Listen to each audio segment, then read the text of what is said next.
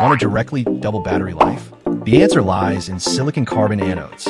In just 1 minute today, we'll break down its two core process equipment, fluidized bed and rotary coating furnace, giving you a quick understanding of the keys to industrialization.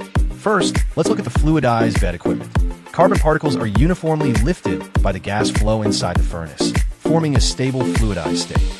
Silane gas undergoes a pyrolysis reaction in a high-temperature environment, with silicon atoms uniformly depositing on the surface of the carbon material, thereby forming a high-performance silicon-carbon composite structure. Its advantages are clear.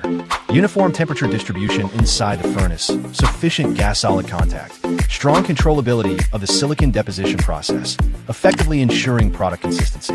It is key equipment for preparing high-performance, high-silicon content silicon-carbon materials. The drawback is that the initial equipment investment is relatively high, and controlling parameters during operation is relatively difficult. Next, let's look at the rotary coating furnace equipment. The material tumbles and moves forward inside an inclined kiln tube, undergoing a carbon coating process via chemical vapor deposition, CVD. Its advantages are simple equipment and low investment, making it suitable for mass production. Here's the key. In an industrial production line, these two types of equipment are not substitutes for one another, but rather a golden partnership, working in synergy. The fluidized bed is responsible for the core silicon deposition step, while the rotary coating furnace handles the subsequent carbon coating treatment to further optimize the structural stability of material.